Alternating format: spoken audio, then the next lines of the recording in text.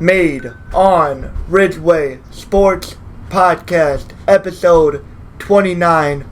Hunter Keister back with K-Mac. Let's go. Here we go, episode 29.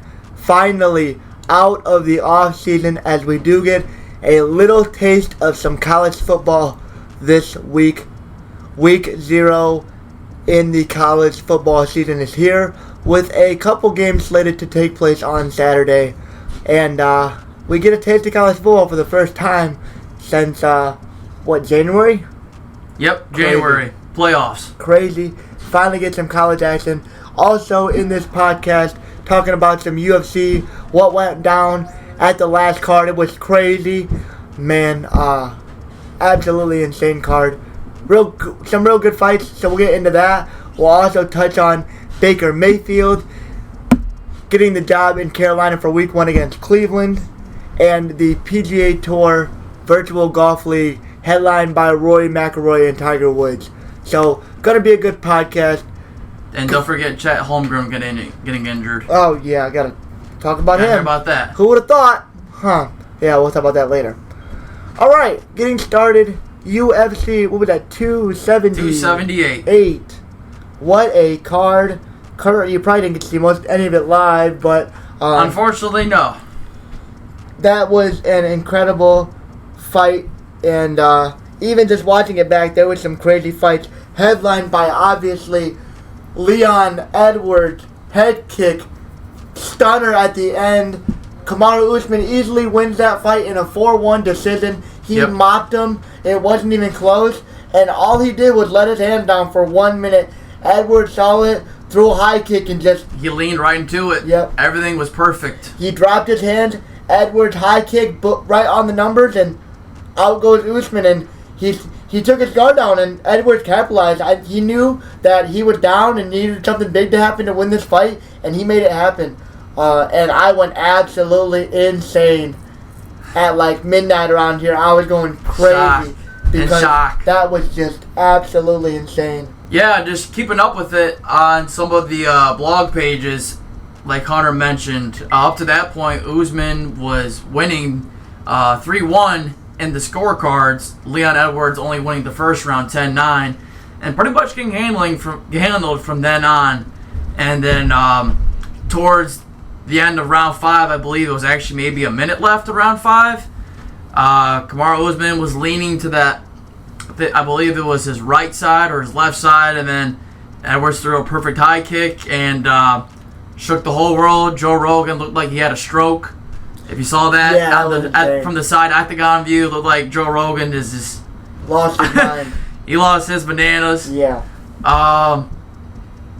I'm not sure how the rest of the card went. I mean, I know the results. I don't know if the fights were they pretty enticing, or how the rest of those fights go. So to go down the card, Paulo Costa defeats Luke Rockhold. That wasn't really much of a fight. Rockhold, was at the end of his career, announcing his retirement at the end of this fight.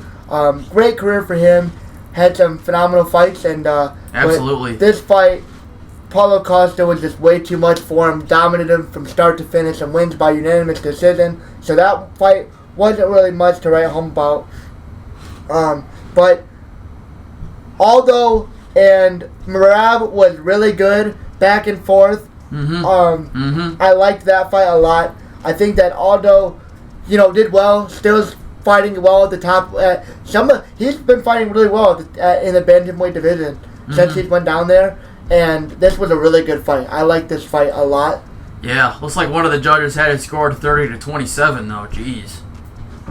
The other two had it 29-28, 29-28, but ultimately Merab ends up winning it. Wow. Yep. Dang. It's another. What a shame. Another loss, but I mean, at least it's competitive. And then Yannin got knocked out by elbows at the end of round 2, it looks like. Yep. Okay.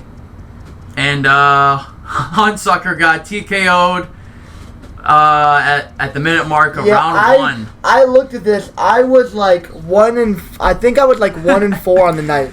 Yeah. As I'm looking.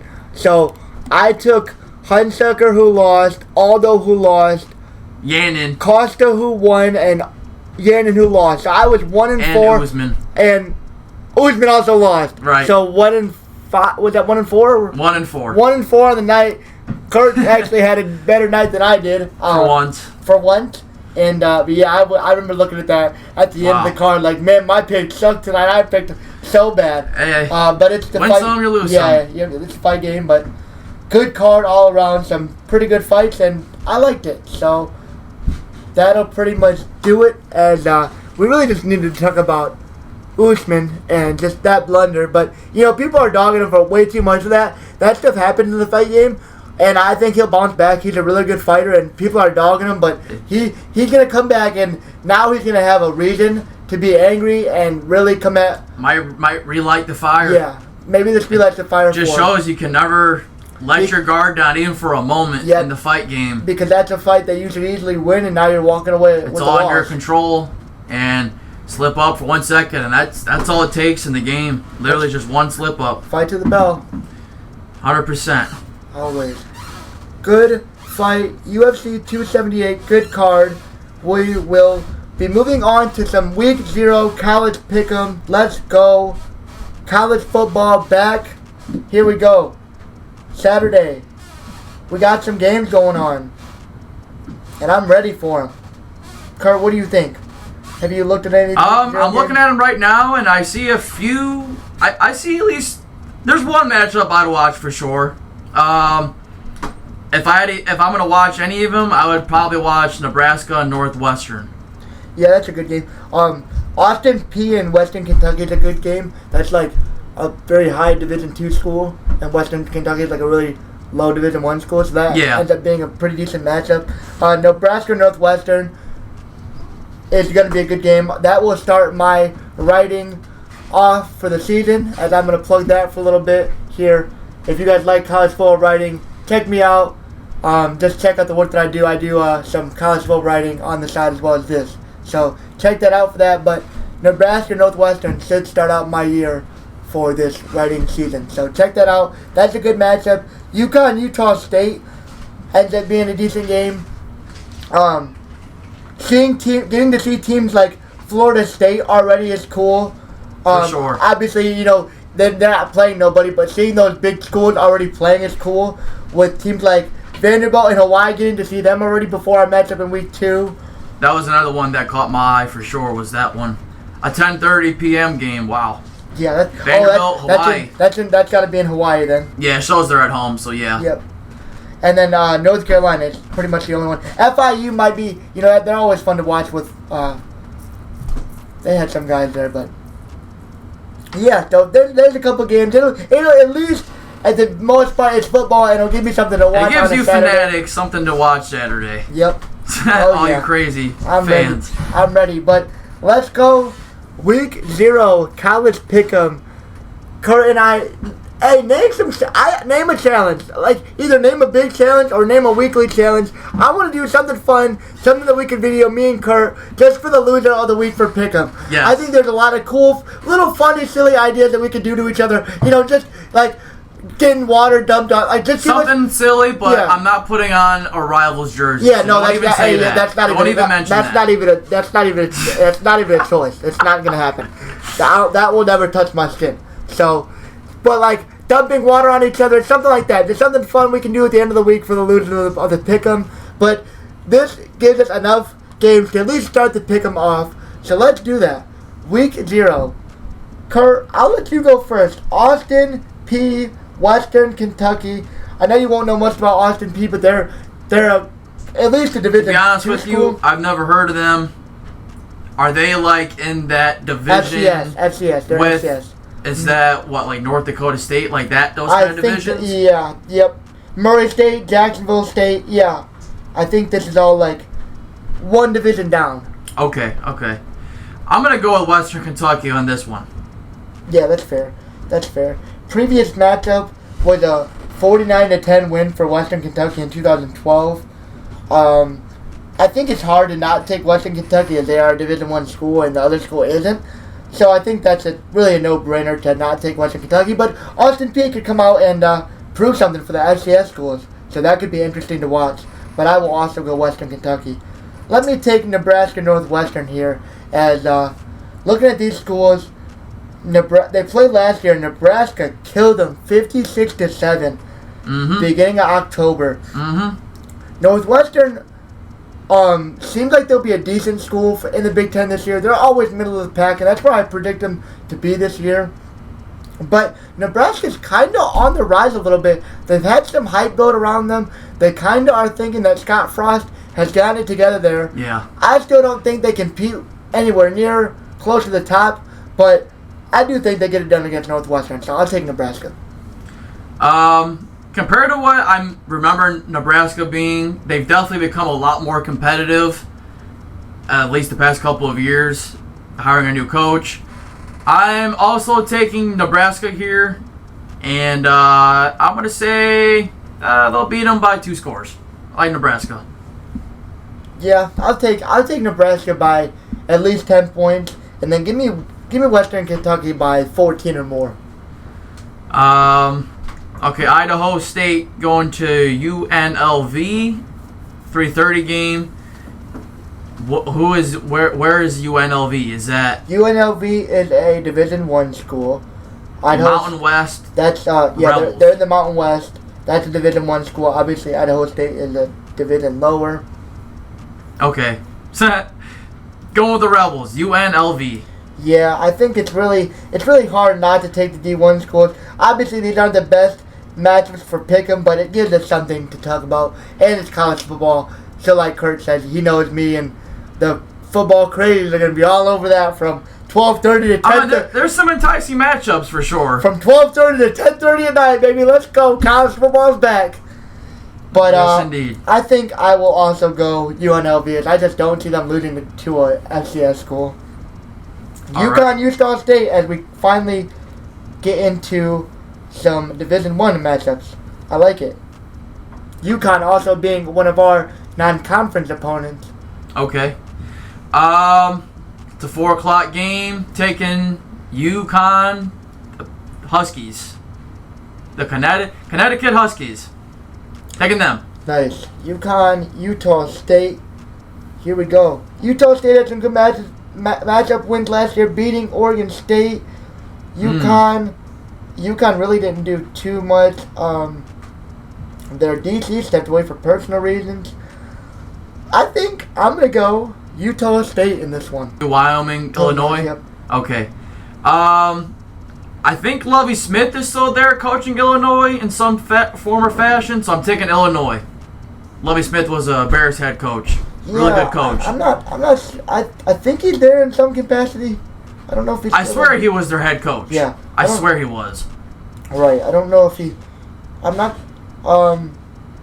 Yeah, I think he's still there. But Illinois, Wyoming, they're playing MAC schools pretty much.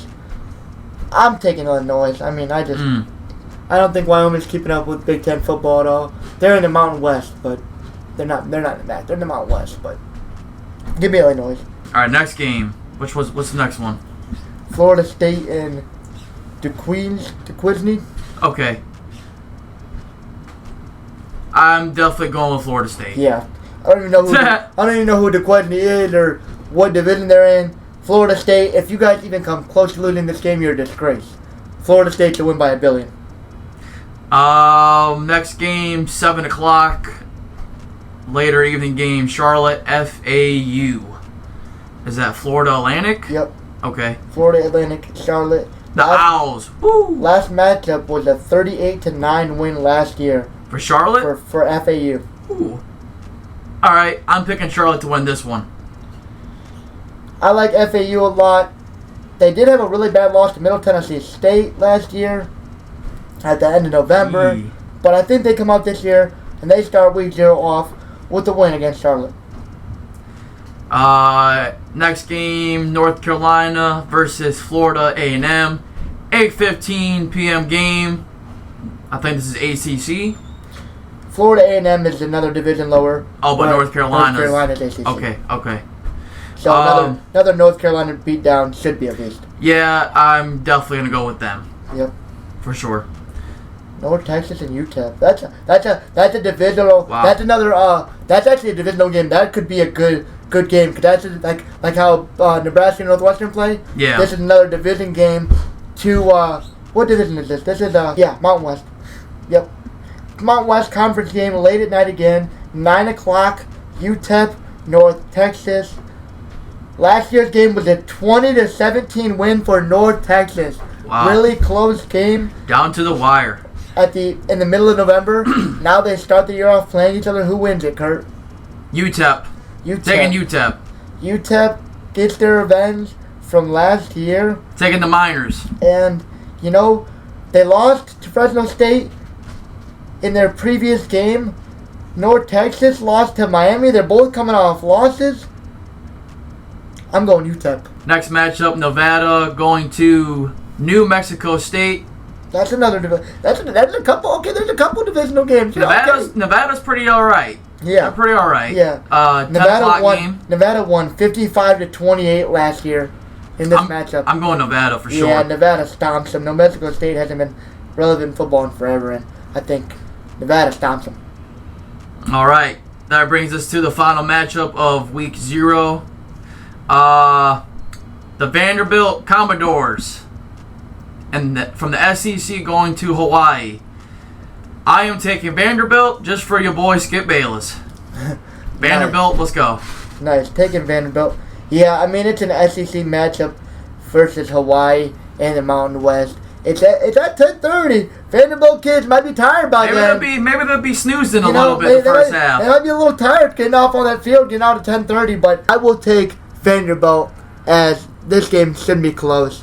But the Hawaii 10:30 factor could play a factor. But as for now, I will take Vanderbilt, and that will end our college football Week 0 pick'em. Again, just leave some funny ideas to do at the end of the week for some challenges or just some funny videos we can do throughout the season to make this as entertaining. Someone loses, you jump in the pool. Yeah, entertaining as possible.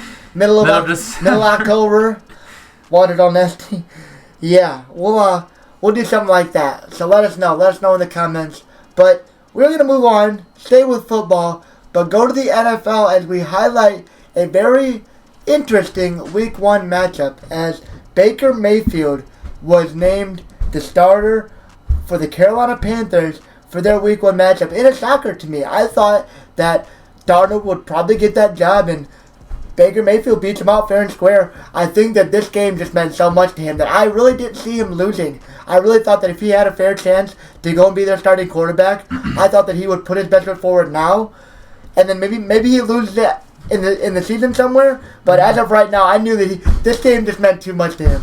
For everything, with how everything went down, this game just meant too much to him for him not to play. And so it really didn't surprise me too much to see him starting, but it definitely makes that dream scenario that we were hoping for Week 1. I'm very surprised they started Baker.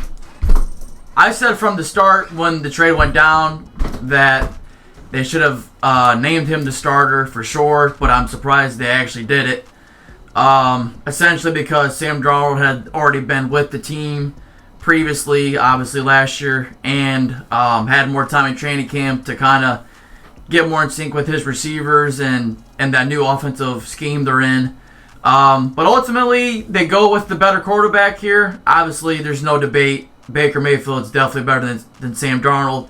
And I think this is the right move. And maybe he'll light a fire under Carolina and get them a big Week 1 win against Cleveland, playing his former team.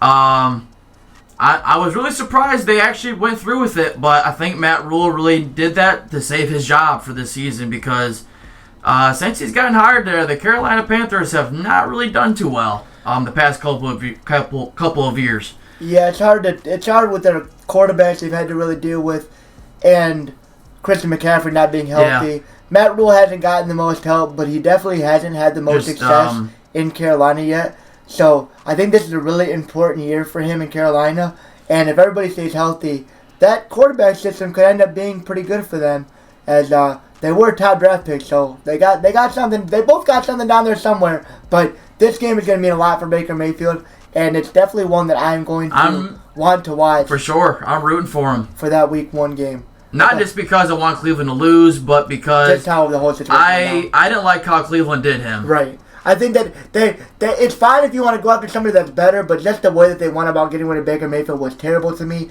He might not have been the best, but he led you to the playoffs. He got you a playoff win against your arch rival. Like, this guy did a lot for your franchise, and for you guys to just discard him because you got somebody better and throw him to the wolves, I think it just was terrible, and I don't agree with it at all. I agree with going and trying to get a better player, which some fans did not, because I think that you should try to chase the best players you can to win, but the way they did him was just terrible, and I didn't agree with it. So I will also be rooting in Team Baker Mayfield's camp for Week 1. Absolutely. Considering when he got drafted the previous 2 years, they were 1-31, that 0-16 season where he brought them to at least competitive, winning games. Maybe lost them some games, won them some games, and really brought them from being what they used to be, which was a joke, let's be honest. And, good for him. Hopefully it goes good in Carolina, and fireworks Week 1, let's go. So, Baker's a starter. Let's see what happens. Yeah, this could be a really good offense for him to come and try to prove himself. It's definitely got some pieces. It's not the best, doesn't have the best O-line, but for sure, that O-line's a work in progress. Yeah, there is some pieces, and should be some interesting playing if McCaffrey can stay healthy and the receivers are decent. You got DJ Moore at least. And the Browns being down to Jacoby Brissett could be a deciding factor in this Week 1 game. But let's see if Cleveland knew what they were talking about and get rid of Baker Mayfield, or if he can prove that, hey, I belonged here, I belong, and prove him wrong. So it'll be a really interesting Week 1 in NFL. Excited for that. For next week, we'll obviously dive more into that in the next podcast as we get ready for both the NFL and regular Week 1 college football seasons. Let's go. One more week. I am so pumped. It's almost that time. Let's go.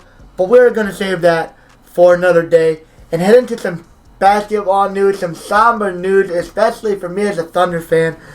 It sucks being right about, just somebody feeling that somebody's undersized and that they could be fragile, and then seeing Chet Holmgren go down for the year with a foot injury is just terrible, man. It sucks.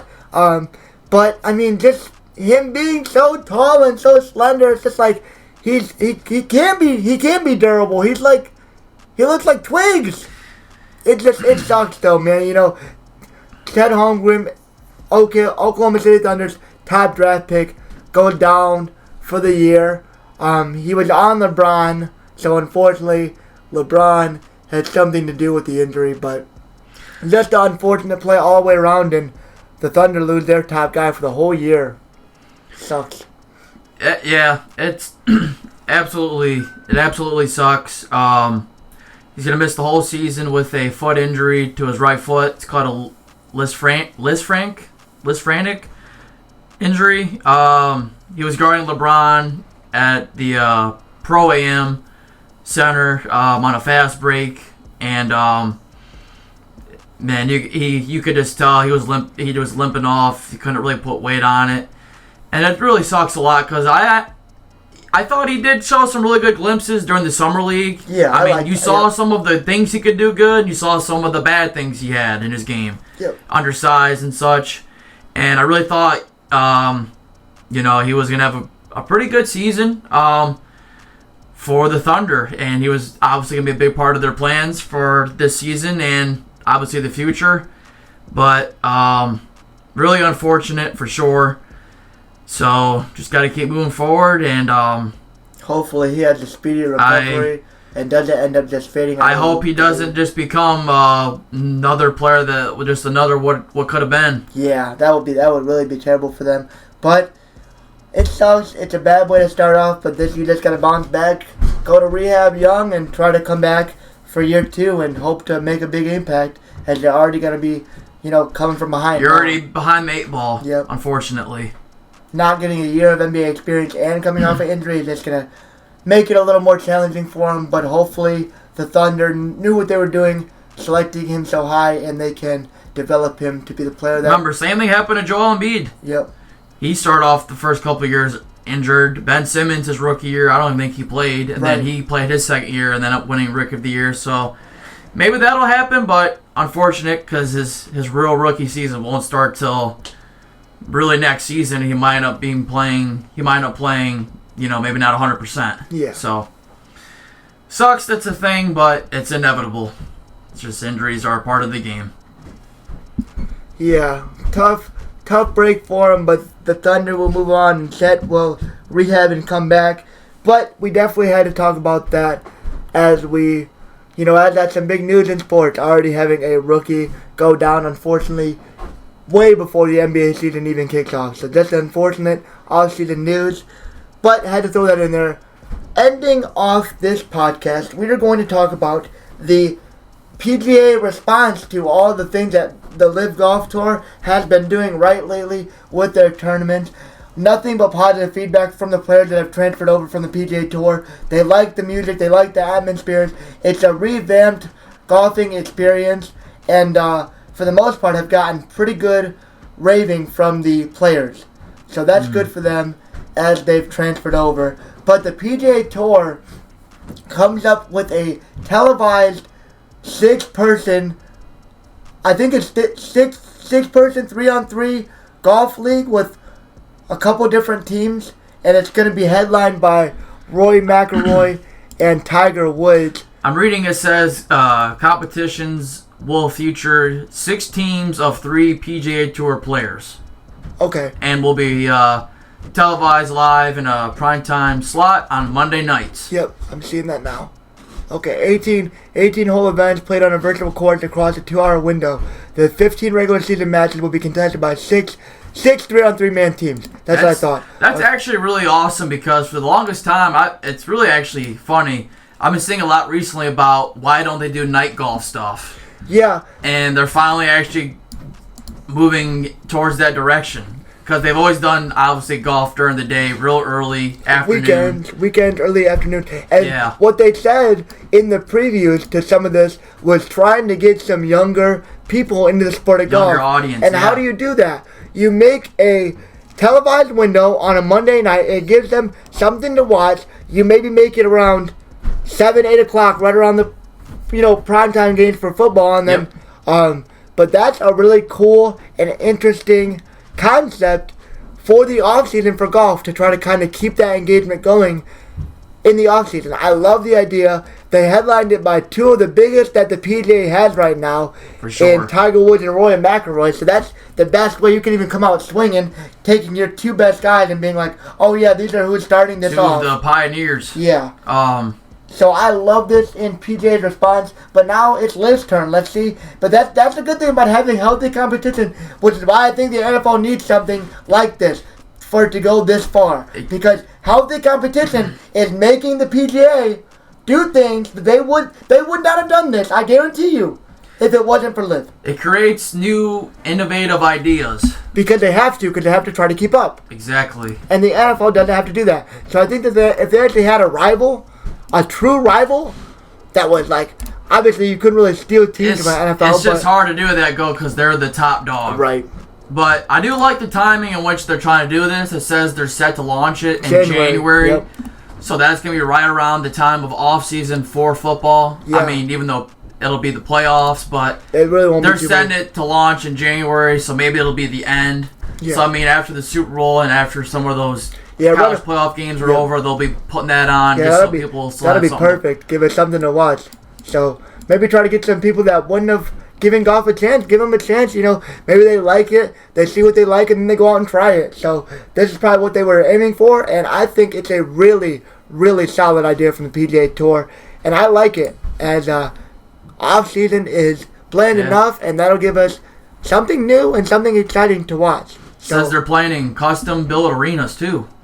Wow. That's different. Yeah, because the virtual golf courses are probably going to all be like, there's probably going to be different themes and different, there's a lot of different things that show can do. So that'll be a really exciting new thing on TV. Totally new. Yeah. Golf's been the Brand same new. for Hundreds, man, thousands. as long as I can remember it being a sport. It's always been early or end of the week to weekend, early morning, off before most people even turn on their TV. And now, before most people even up. Yeah, now it puts it in a primetime slot for people that wouldn't have had a chance to watch it to say maybe, hey, there's not football on right now, there's not really too much going on, let's give this a chance. I think it's a perfect time slot, as Kurt said, and I think it has the potential to make golf into a decent following, hopefully. I'll tell you, I'll give it I'll watch it for sure. Why not? I bet it'll look real cool. Right. Why not? It'll be January, cold, brittle. Whew. Yep. So I don't want to think about that yet. Way too far ahead. Exactly. But cool golf league things going on, and that was a solid podcast as we are officially ending the off season with this podcast. No more, not having no more football. We're gonna have things to talk about for the next foreseeable future. So buckle up. I hope you guys are ready. We got some big things coming. Yep. And crazy. I'm excited for you guys to see what we have. Crazy timing. I'm excited. Episode 30 is gonna be the start of all the fireworks. Yep. Here we go. I hope you guys are ready. This one will conclude episode 29, Made on Ridgeway Sports Podcast. It was a good one. It was a fun one. And next week, we start it all off. Let's go. I'm so excited. I hope you guys are ready. Kurt, it's almost time, baby. Let's go. Off-season is finally over. I'm so excited. Ready to get back to Ann Arbor and watch college football and watch football on Sundays and just have that nice atmosphere. And I know you guys are ready too for your respective teams. So next week starts it off. We hope you guys are ready, but we hope you enjoyed this one. Good podcast, good things going on. Hope you guys enjoyed. Hunter Keister. K-Mac. Peace. We out.